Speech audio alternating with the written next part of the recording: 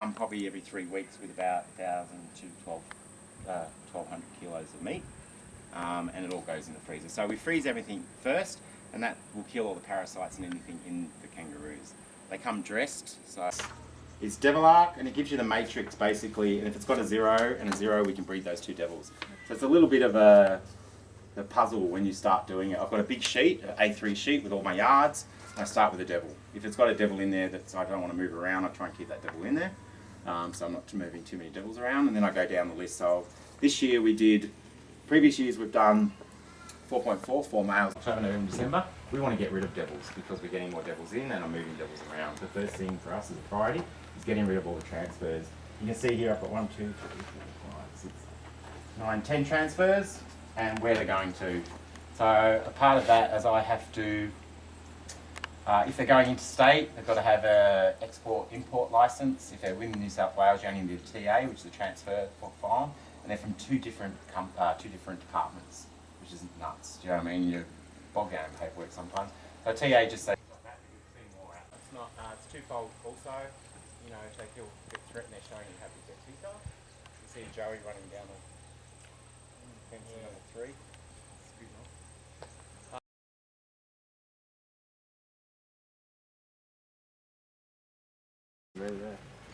Caught up in something, yeah. You're in WA hunting once, and there was this bull, like a cow bull, and oh my gosh, it was like, and it was a big cow, so it was probably dancing away. For good bacteria and enzymes, it cleans the pouch out. And that's why females don't go into the water when they're coming into estrus or their birth, and as soon as they've got joeys, they know not to go in the water, otherwise they're going to, wash away, yeah. So their teats are tiny, tiny, like a pinhead. And those teats will develop into a teat longer than that and about the size of that. It looks like a little cauliflower. And then it recedes back after they've had joeys. Quite amazing feat. Those 4 joeys will stay in there for about 3 months, 4 months. And then they'll start coming out of the pouch and mum will start bringing little bits of meat there. The milk is really rich and they grow really quickly. In their mouth and,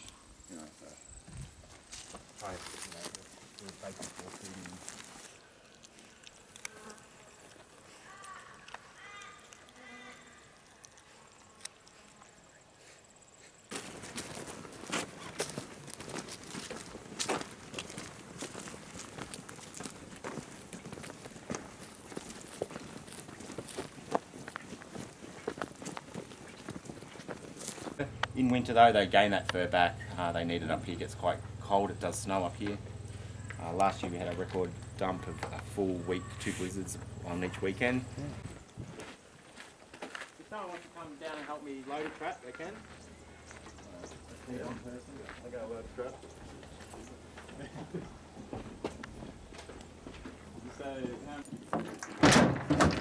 I'll stand back. So you can keep another one on top. Leave that there and in the top. Yeah. Hang on, 1, 2, 3, 4. 3, 4, 5, 6. I need 12. 6, 7, 8.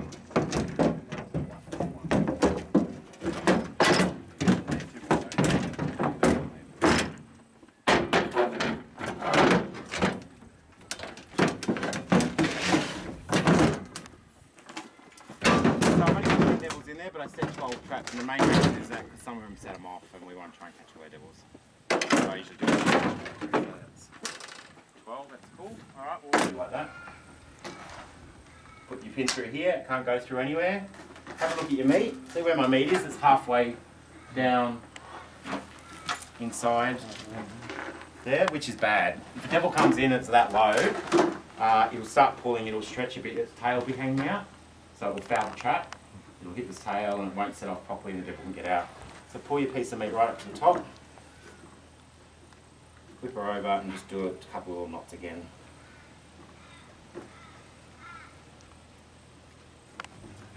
Or just be hanging, that's really good right at the top. Back inside, it's a shelter, it's got nice airflow through. So you set it at night, in terrible weather, they can just hunker down in this, it's dark, and even during the day.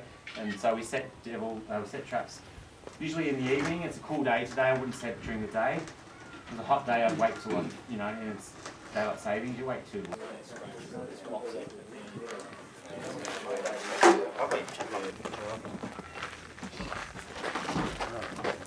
take the meat and some plastic bands, because sometimes you, and the pins, because sometimes you lose them away.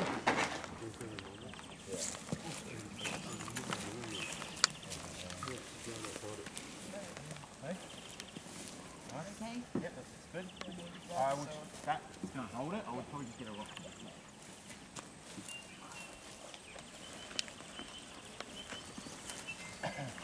Lovely.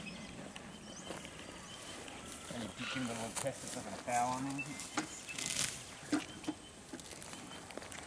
Lovely.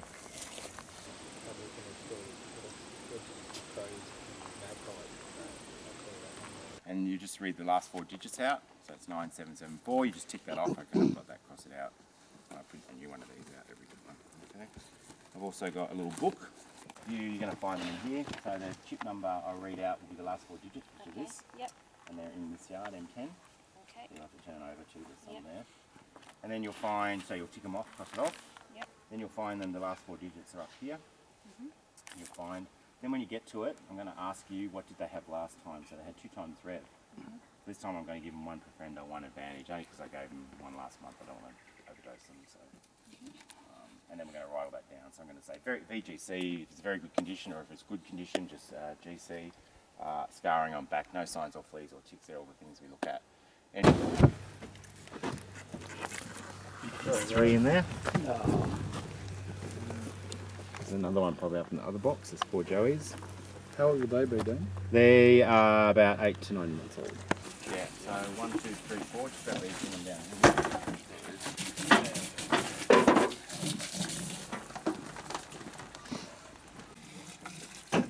Big events. I'd love to do those big ones. Sundays are the best. We start Sundays to cover.